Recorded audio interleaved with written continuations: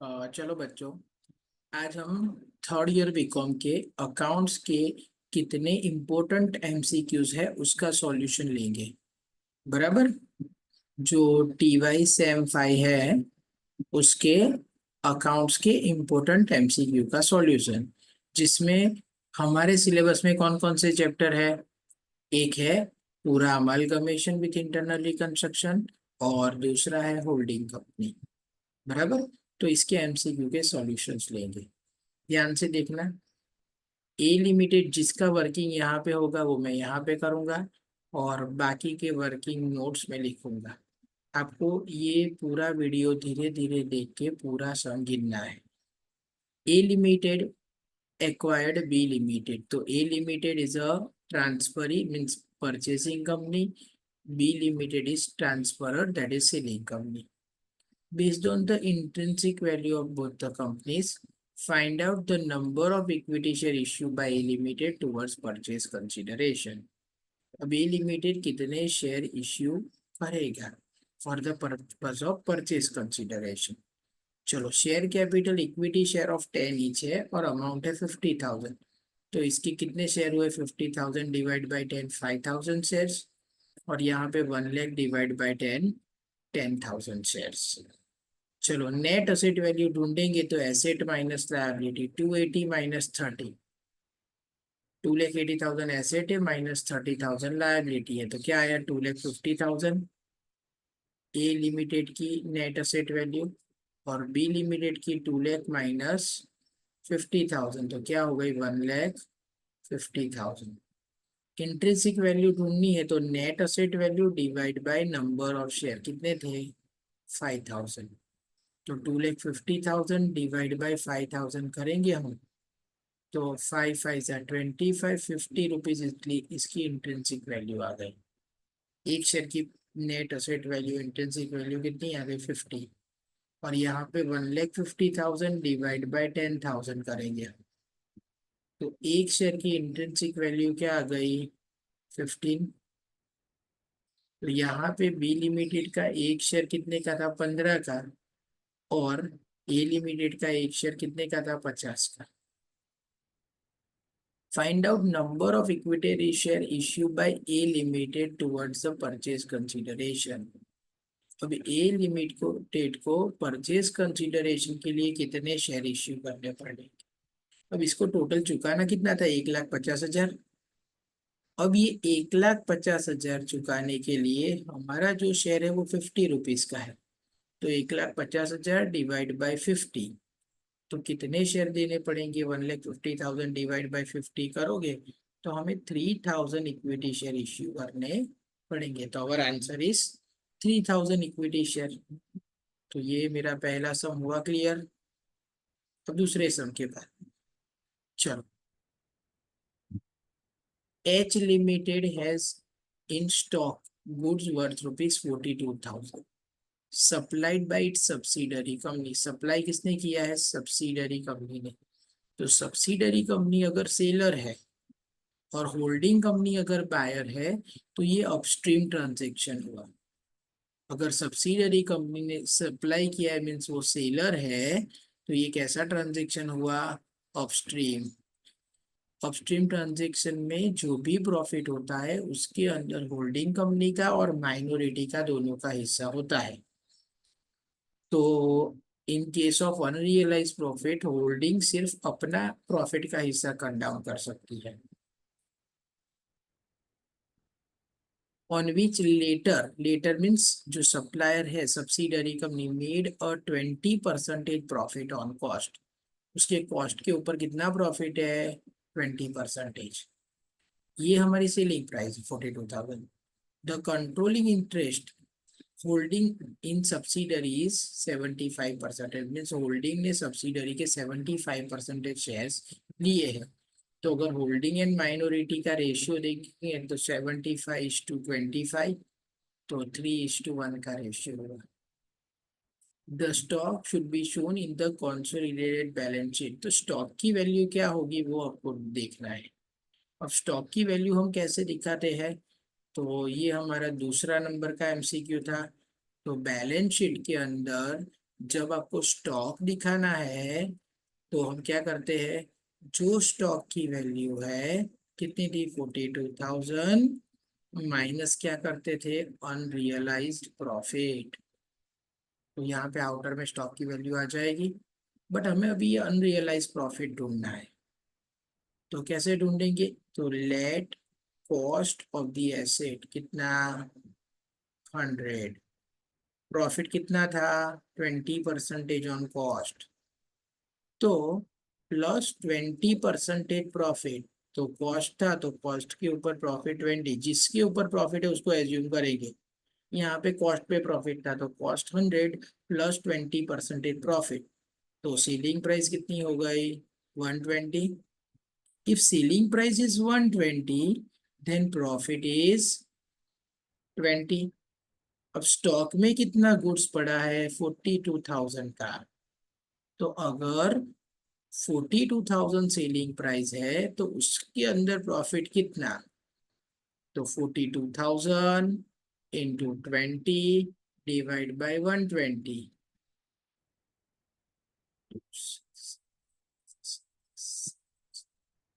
7,000 unrealised profit आया। But ये unrealised profit नहीं है, बिकॉज ये ट्रांजेक्शन कैसा था अपस्ट्रीम, तो मल्टीप्लाई बाय होल्डिंग्स शेयर। तो होल्डिंग का शेयर क्या था 75% करो या 3/4 करो, तो 7,000 का 75% या 3/4 करोगे तो क्या होगा, करो तो कैलसी पे।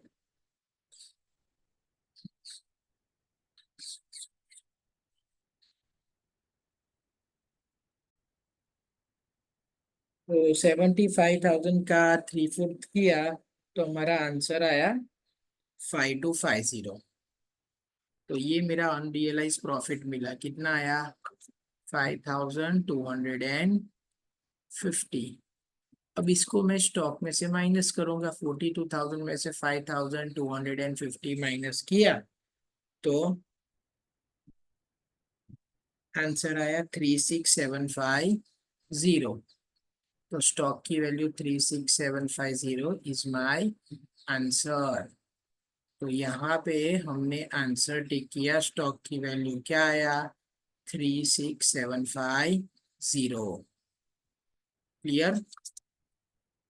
अब third one, for paying liabilities not taken over, जो लायबिलिटी कंपनी नहीं ले जा रही by the transferee company, the transferor company, credit debt. अगर आप लायबिलिटी पे कर रहे हो तो हम एंट्री क्या करेंगे, अगर लायबिलिटी कंपनी नहीं ले गई तो लायबिलिटी अकाउंट डेबिट, तो पे करना है तो बैंक अकाउंट ही क्रेडिट होगा ना, तो आंसर इज बैंक।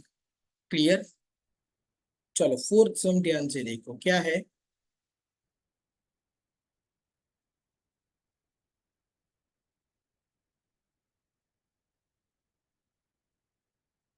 मैं कैलकुलेटर ओपन रखता हूँ। H limited acquired 70% share of S limited, holding के पास 70% शेयर है तो माइनॉरिटी के पास 30%, at a price of rupees 1 lakh. ये क्या हुआ, होल्डिंग का investment. Share capital of S limited was 70,000 and its accumulated profit 90,000। What would be the minority interest? Minority interest में हम क्या करते हैं, minority interest is equal to minority share in capital and revenue profit and share capital सब कुछ। तो अब total देखो, शेयर कैपिटल कितनी थी 70,000, तो फोर्थ सम में हमें माइनॉरिटी इंटरेस्ट गिनना है। तो माइनॉरिटी इंटरेस्ट है तो माइनॉरिटीज शेयर इन कैपिटल, तो शेयर कैपिटल 70,000 थी, उसमें माइनॉरिटी का हिस्सा 30% है 21,000, plus minority share in profit, capital profit भी आ जाता है एंड रेवेन्यू प्रॉफिट भी आ जाता है, तो यहाँ पे टोटल प्रॉफिट कितना है 90,000, उसमें माइनॉरिटी का हिस्सा 30%।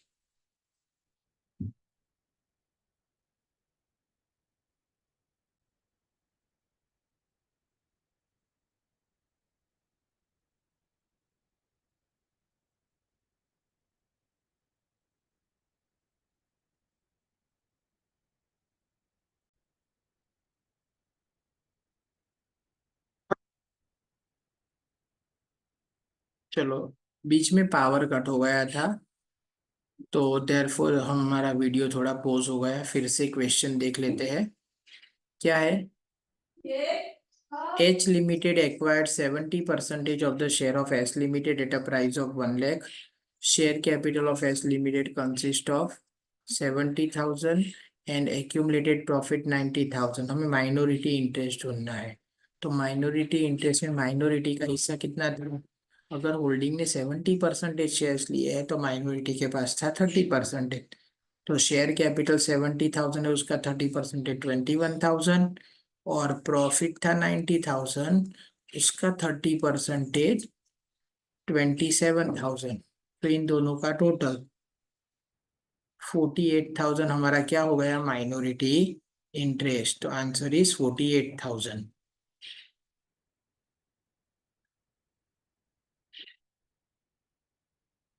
चलो, एक्स लिमिटेड है सनरी क्रेडिटर ऑफ 6 लाख। चलो, एक्स लिमिटेड में सनरी क्रेडिटर कितने हैं? 6 लाख के। ये इंटरनल रिकंस्ट्रक्शन का है। As part of internal reconstruction scheme, sundry creditor agree to waive 40% of their claim. उन्होंने अपना 40% क्लेम सेक्रीफाइस कर दिया and accept equity share of 1,60,000।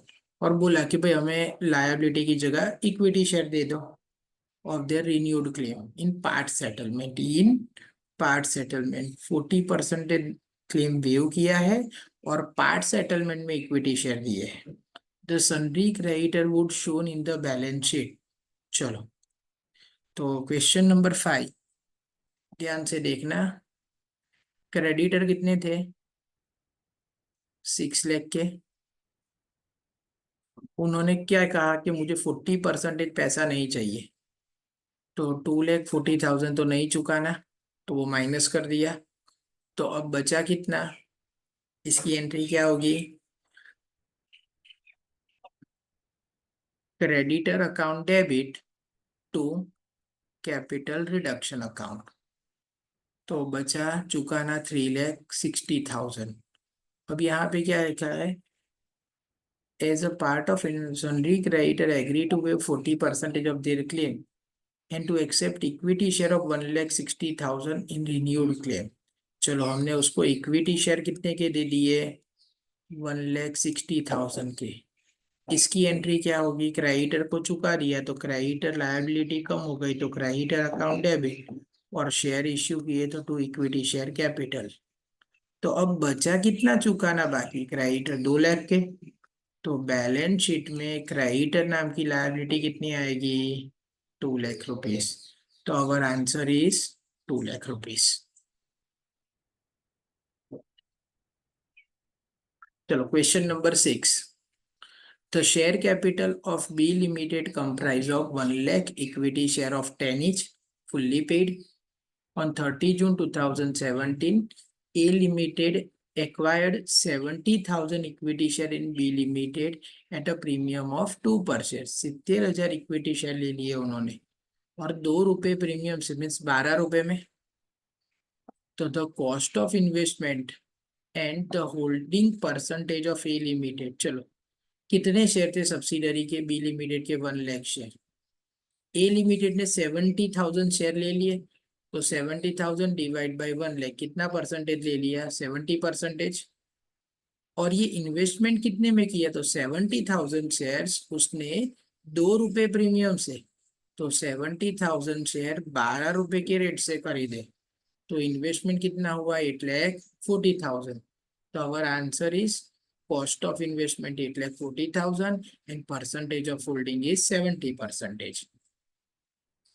In purchase method of accounting for amalgamation, the asset and liability of transferor company, that is selling company, are to be taken over in the books of transferee company at an agreed value। ये कौन सा method है? Purchase method. अगर merger होता है तो merger में asset और लायबिलिटी कौन सी वैल्यू से ले जाते हैं? बुक वैल्यू पे। But amalgamation in nature of purchase है, तो वो कौन सी वैल्यू से ले जाएंगे? एग्रीड वैल्यू पे।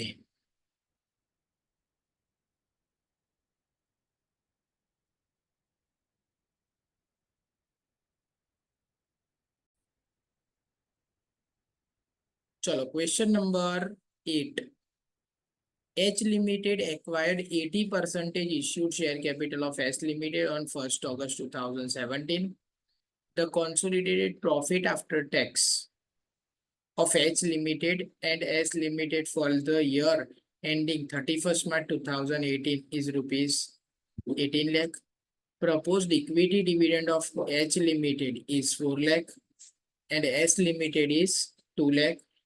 The amount to be deducted as proposed dividend from consolidated balance sheet, consolidated profit after tax, while determining amount to be carry forward to consolidated balance sheet is dash.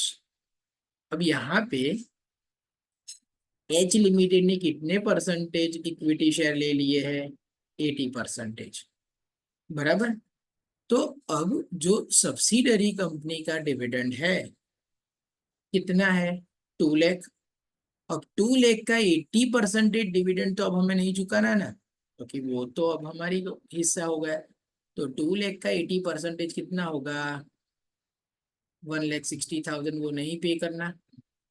तो अब balance sheet में sorry profit and loss account में कितना dividend लिखेंगे?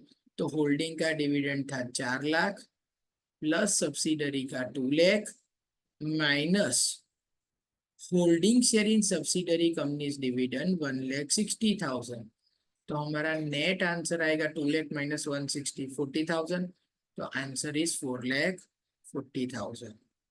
तो profit and loss account में propose dividend की amount कितनी रहेगी? 4,40,000। In the reconstruction scheme reduction of capital, capital reduce करना है, may take the form of, क्या होगा? अब शेयर कैपिटल हम कैसे रिड्यूस करेंगे? तो लॉस पे अप करने के लिए हम क्या करेंगे? जो एसेट की वैल्यू रिड्यूस हो गई है या फिर हमारा जो अनडिस्ट्रीब्यूटेड लॉस है उसको पे ऑफ करने के लिए हम क्या करेंगे? कैपिटल रिड्यूस करेंगे एज वेल एज लायबिलिटी को भी रिड्यूस करेंगे। तो यहाँ पे reducing the liability of the share holder in respect of any unpaid amount share held by them, paying off any paid share capital which is excess of its requirement, ये भी है, and cancelling any paid up share capital which is lost or unrepresented by available asset। तो यहाँ पे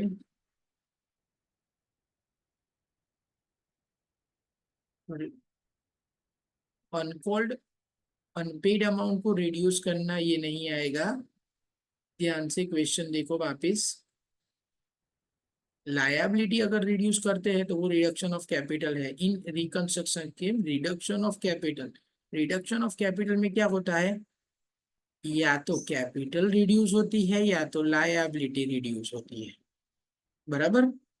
तो अब जो share के पास अनपेड अमाउंट है, मैंने बोला कि अब वो नहीं मंगाएंगे, तो ये नहीं है। Paying off paid up share capital which is excess of its requirement, ये भी नहीं होगा। Cancelling the paid up capital, यही रिडक्शन ऑफ कैपिटल है, विच इज लॉस्ट और अनरिप्रेजेंट। आंसर इज सी आएगा, डी नहीं आएगा। Question number 10। On 1/4/2017, H Limited acquired 80% equity share of S Limited at a price of rupees 6 lakh। तो 6 lakh क्या हुआ?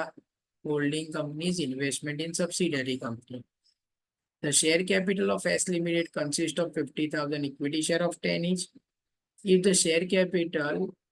the share of capital profit and revenue profit of limited S limited R, ये capital profit है और ये revenue profit है, आपको goodwill या कैपिटल रिजर्व गिनना है। तो गुडविल या कैपिटल रिजर्व कैसे गिनते हैं? तो एमसीक्यू नंबर 10 में गुडविल या कैपिटल रिजर्व गिनने के लिए सबसे पहले पेड अप कैपिटल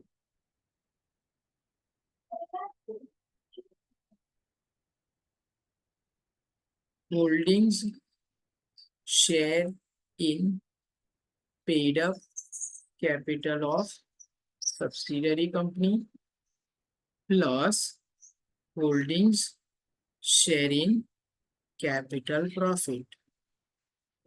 बराबर, हमने जो इन्वेस्टमेंट किया है वो ये दो चीजें खरीदने के लिए किया है।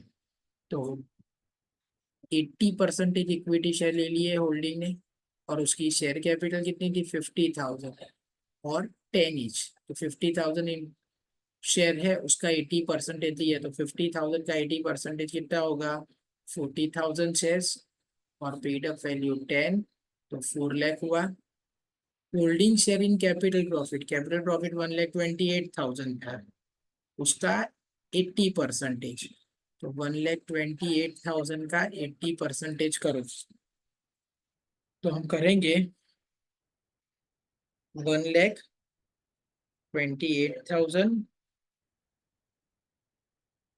इंटू 80%, 1,02,400। तो टोटल जो कॉस्ट ऑफ कंट्रोल हुआ वो हुआ हमारा 5,02,400। और 5,02,400 की एसेट एक्वायर्ड करने के लिए हमारा इन्वेस्टमेंट कितना है, तो equity share of S limited price of 6 lakh. हमने कितने में इन्वेस्ट किया था, 6 लाख में। तो हमारा इन्वेस्टमेंट है 6 लाख। अब इन्वेस्टमेंट ज्यादा है,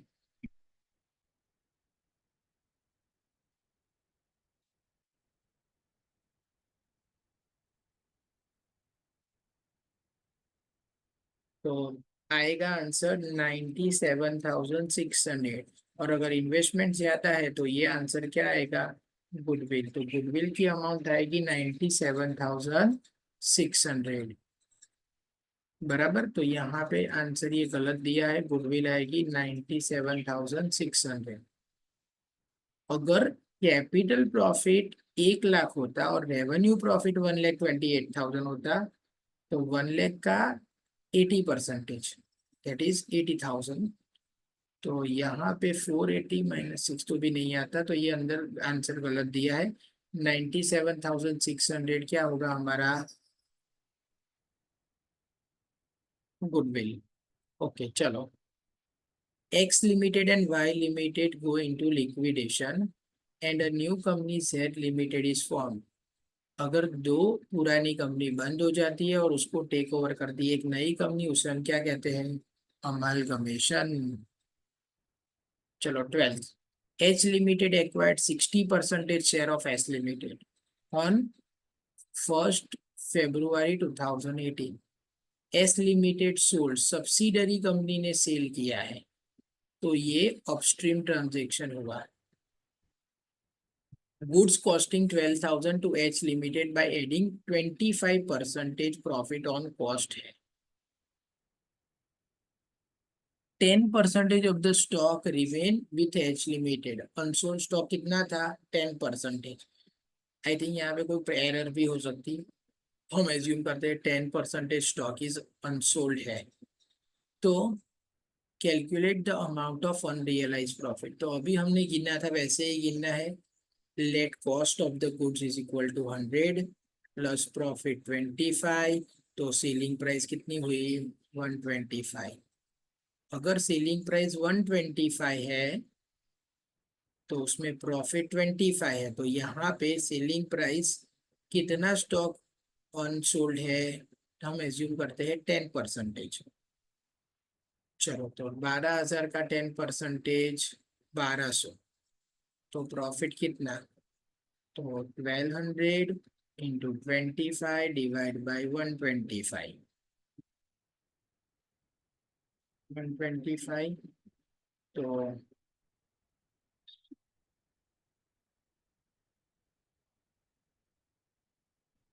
240 अनरियलाइज प्रॉफिट हुआ, मल्टीप्लाई बाय होल्डिंग का शेयर कितना था, 60%।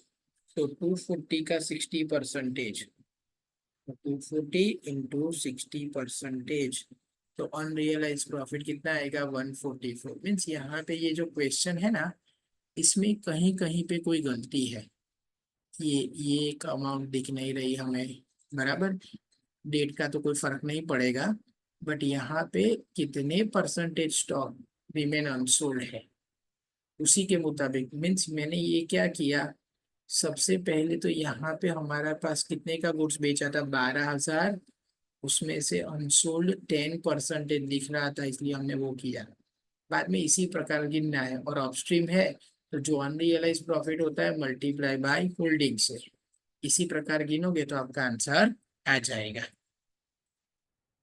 Question number 13. The process of liquidating the existing company and forming a new company with a view to take over the business of existing company is known as external reconstruction. यहाँ पे important word क्या है, generally same management. Suppose Vedanta ने क्या किया, अपनी खुद की एक कंपनी स्टरलाइट इंडस्ट्रीज को बंद कर दिया और एक नई कंपनी बना दी वेदांता लिमिटेड, जो सिर्फ और सिर्फ स्टरलाइट को टेक ओवर करने के लिए बनी है। बराबर, तो पुरानी कंपनी को बंद करके सेम मैनेजमेंट के द्वारा नई कंपनी बना दे, बराबर, तो उसको हम एक्सटर्नल रिकंस्ट्रक्शन कहेंगे।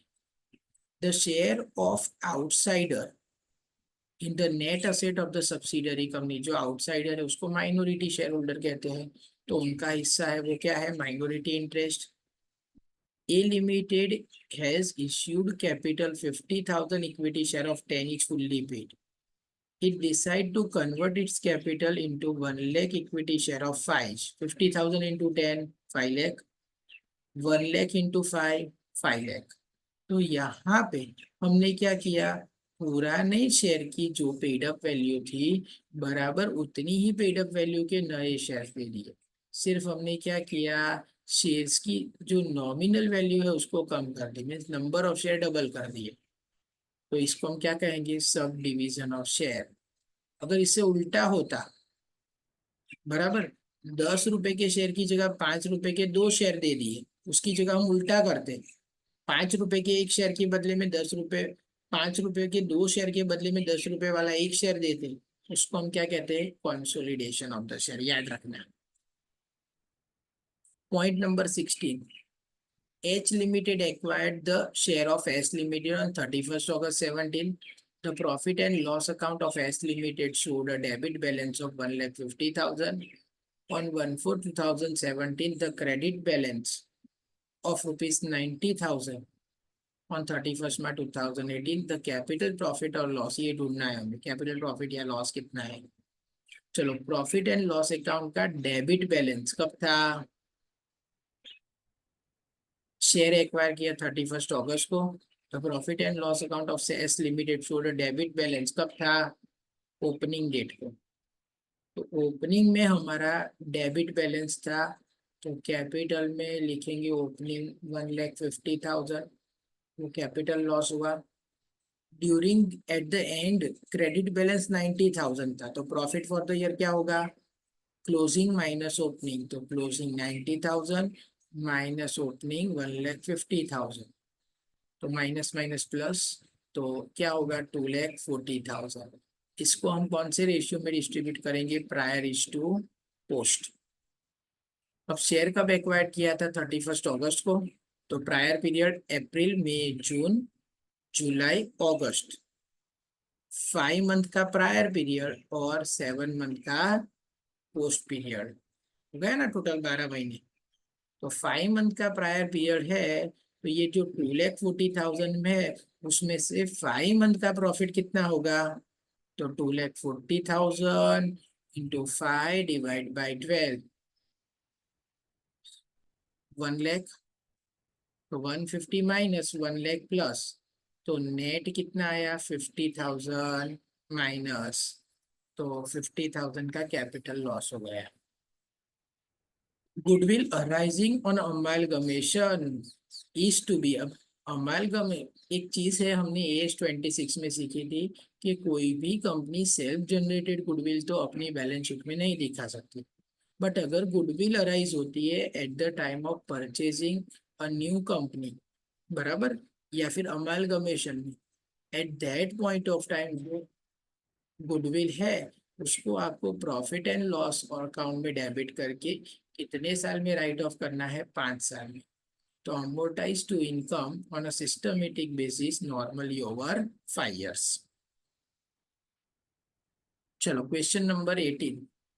H Limited valued machinery of subsidiary company S Limited rupees 6 lakh on the date of acquisition 110. जब कंपनी ने होल्डिंग कंपनी ने सब्सिडरी को एक्वायर्ड किया 110/17 को, तब उसने उसकी मशीनरी की वैल्यू 6 लाख डिसाइड की. The effect of the same has not been given in the books of S Limited, which charges depreciation 10% per annum on opening value of the machinery. Closing value of the machinery balance sheet में कितना था? 5,22,000. अब additional depreciation charge करना है, तो additional depreciation कितना आएगा वो आपको ढूंढना होगा. यहाँ पे ये बैलेंस शीट वैल्यू दी है, तो रीवैल्यूएशन ऑफ एसेट वाला पॉइंट याद करो. MCQ number 18. यहाँ पे बैलेंस शीट में मशीनरी कितना है? 5,22,000. हमें सबसे पहले रेट ऑफ डेप्रिसिएशन दिया है 10%, तो हमें ओपनिंग वैल्यू ढूंढनी होगी. बराबर. तो ओपनिंग वैल्यू कितनी होगी? तो let opening value is equal to 100 minus depreciation कितना था? 10%, 10. तो closing value of machinery balance sheet की वैल्यू क्या आ गई? 90. तो 90 पे ओपनिंग 100, तो यहाँ पे 5,22,000 है, तो ओपनिंग वैल्यू कितनी होगी? तो आप कैलकुलेट करो. 5,22,000 into 100 divide by 90. So opening value क्या आ गई? 5,80,000. अब यहाँ पे आपको क्या गिनना है वो देख लो. Our question is additional depreciation to be charge. Additional depreciation कितना है? तो उसके लिए आपको क्या करना है? पहले लिखना है depreciation charge. Charge means past tense for post period. तो पोस्ट पीरियड के लिए हमने ऑलरेडी कितना डेप्रिसिएशन गिना होगा? तो पोस्ट पीरियड देखो कितना है. डेट ऑफ एक्विजिशन 110/17 है, तो पोस्ट पीरियड उसके बाद का टाइम तो 110 to 31 मार्च 6 मंथ होगा. तो ऑलरेडी हमने ओपनिंग वैल्यू जो थी 5,80,000 उसके ऊपर 10% के मुताबिक 6 मंथ का डेप्रिसिएशन चार्ज कर दिया है. तो कितना होगा? 29,000. अब आपको उसको कंपैरिजन करना है डेप्रिसिएशन टू बी चार्ज. अब ये टू बी चार्ज मीन्स जो रीवैल्यूड अमाउंट है. अब मशीन की वैल्यू क्या कर दी? 6 लाख. 10% के मुताबिक पोस्ट पीरियड का 6 मंथ का डेप्रिसिएशन कितना होगा? 30,000. तो एडिशनल डेप्रिसिएशन कितना चार्ज करना हुआ? तो 20,000 तो ऑलरेडी चार्ज किया है, और कितना चार्ज करना हुआ? 30,000. तो एडिशनल आपको कितना डेप्रिसिएशन चार्ज करना होगा? 1,000, जिसे हम करंट लॉस ऑफ डेप्रिसिएशन कहेंगे. तो आंसर आएगा 1,000. In case of amalgamation in the nature of acquisition, liquidation expense, acquisition means purchase हुआ, amalgamation in the nature of purchase, acquired करना means purchase करना. Liquidation expense of the transferor company borne by the transferee company means liquidation expense ખરેખર કે કોનો હતો? Selling company no. अगर वो purchasing company पे कर रही है तो उसको हम गुडविल या कैपिटल रिजर्व में डेबिट करेंगे. तो answer is a. Arrears of preference dividend, contingent liability not provided for is materialized means अब उसको चुकाना हुआ, तो लॉस हुआ ना. तो हम कैपिटल रिडक्शन अकाउंट डेबिट करेंगे इंटरनल रिकंस्ट्रक्शन में. जो लायबिलिटी थी ही नहीं, क्या अगर आप उसको पे करते हो तो एंट्री होती है capital reduction debit to bank account. Statutory reserve of transferor company, अगर amalgamation in the nature of purchase है और कोई स्टेच्यूटरी रिजर्व हमें मेंटेन करनी होती है, सपोज हमारे सब में कौन सी थी? Export profit reserve. अगर वो मेंटेन करना था तो हम एंट्री पास करते थे amalgamation adjustment account debit to export profit reserve. तो कौन सा अकाउंट डेबिट करोगे? Amalgamation adjustment account. As per accounting standard 21 control किसी कंपनी का कब मिलेंगे? जब आपके पास उस कंपनी के मोर देन 50% इक्विटी शेयर होंगे carrying voting rights. Reconstruction of a company take place, कब रिकंस्ट्रक्शन होगा? तो when company has incurred a heavy loss, बराबर। और दूसरा, the company is over capitalise, उसकी कैपिटल कम करनी है या फिर उसका लॉस रिटर्न ऑफ करना है। तो आंसर आएगा 2 and 3। Preparation of consolidated financial statement is mandatory as per accounting standard 21B, और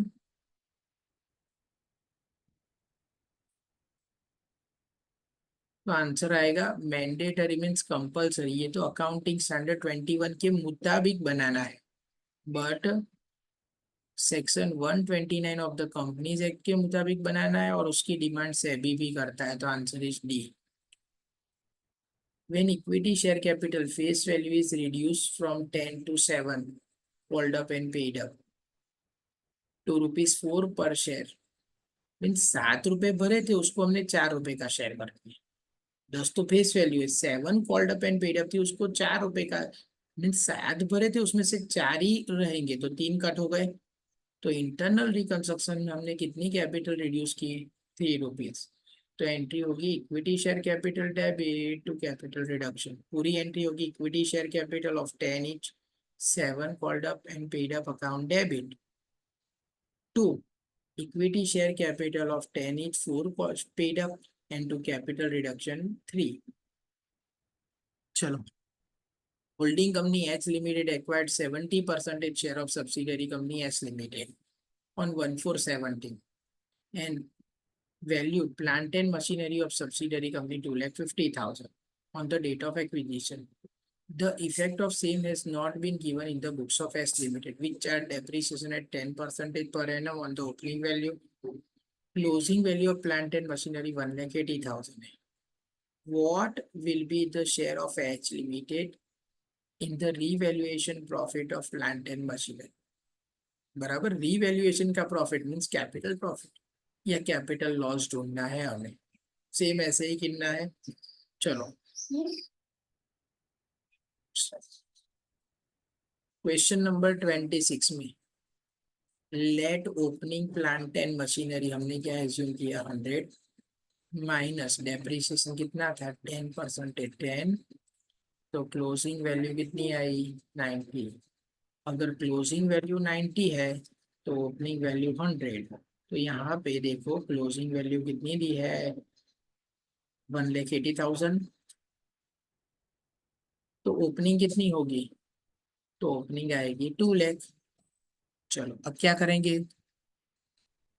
ओपनिंग प्लांट एंड मशीनरी कितना आया? 2 लाख माइनस क्या करेंगे? Prior period depreciation. अब क्वेश्चन में देखो प्रायर पीरियड कितना है? Holding company H limited acquired 70% share of subsidiary company H limited on 1/4/17। देखो 1/4/17 है तो प्रायर पीरियड 0 है, तो डेप्रिसिएशन भी 0। तो 1/4/17 की वैल्यू क्या हुई? 2 लाख। उसको हमने रीवैल्यू कितना किया है? 2,50,000। तो कैपिटल प्रॉफिट ऑन रीवैल्यूएशन कितना आया? 50,000। तो answer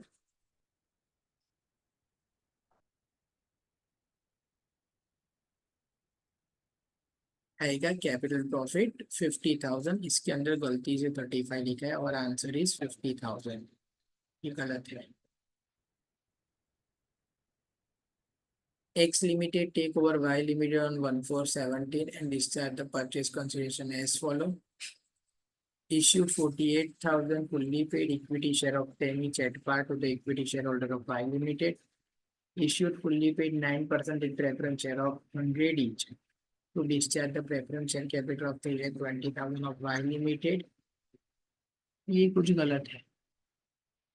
at premium of 10%। I think यहाँ पे वर्ड प्रीमियम होगा।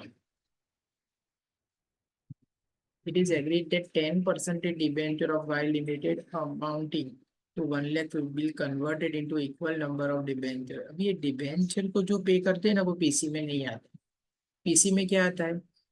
जो हम शेयर के होल्डर्स को पे करते हैं। बराबर? क्लियर? तो वही चीज हम पीसी के अंदर कंसीडर करेंगे। जो equal number debenture x limited पे द कॉस्ट ऑफ लिक्विडेशन, ये भी पीसी में नहीं आएगा। तो परचेज कंसिडरेशन क्या पे करे? तो हमने क्या issue 48,000 fully paid equity share of 10 each at par to the share holder. तो 48,000 इंटू 10, 4,80,000 ये इक्विटी शेयर होल्डर को पे किया। Issue 9% preference share of 100 each to discharge the preference share capital of 3,20,000 at a premium of 10%। तो 3,20,000 को 10% premium से पे करना है। तो 110% पे करना हुआ। तो 4,80,000 प्लस 3,20,000 प्लस 10% करोगे 3,52,000। तो टोटल क्या होगा?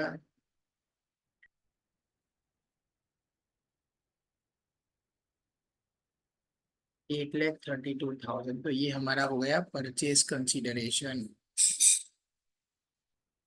व्हेन होल्डिंग कंपनी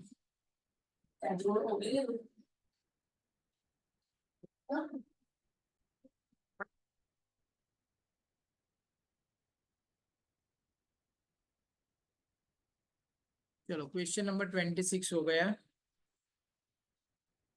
27 भी हो गया, yes 28। When the holding company acquired all the share of subsidiary company, then the later company means subsidiary company क्या बन जाएगी? wholly owned subsidiary company। Balance sheet of XYZ Limited on 31st March 18 disclosed 30,006% in preference share of 10 each. Preference dividend was in arrears for 3 years। 50% of the dividend was paid। कितना dividend चुकाना है? 50% in fully paid equity share of 10 each in full settlement of the claim। The amount debited to capital reduction, जितना loss हुआ है वो 30,000 preference share of 10 each। तो preference dividend आप गिनोगे कितना होगा? 30,000 प्रेफरेंस शेयर है, एक 10 रुपए का, तो 30,000 इंटू 10 3 लाख हुआ, इंटू 6%। 3 लाख का 6% कितना होगा? 18,000। 18,000 डिविडेंड 1 ईयर का हुआ। कितने साल का बाकी है? 3 इयर्स का। कितना हुआ? 54,000 डिविडेंड। कितना पे किया है? 50%। तो 54,000 का 50% 27,000। तो इतना पे किया तो इतना ही लॉस हुआ ना। तो कैपिटल रिडक्शन डेबिट कितना होगा? 27,000। Which of the following statement is are correct as per AS 21? Negative minority interest should be adjusted against majority interest। Negative minority interest will not be shown in the consolidated balance sheet। Positive minority interest should be shown separately in the consolidated balance sheet। And minority interest is paid up equity capital held by the outsider plus share in reserve and surplus of subsidiary company on the date of acquisition। तो statement number 3 and 4 correct है।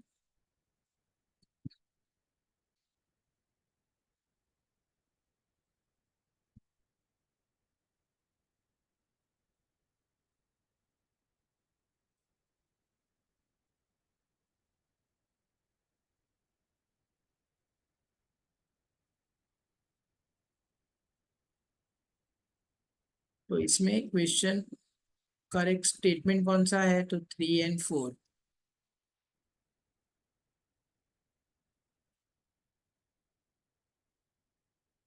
ये दोनों तो wrong है। तो answer आएगा, correct statement है 3 and 4। ये यहाँ पे ऑप्शन नहीं दिया, बट 3 और 4 ये दोनों चीजें करेक्ट है। बराबर।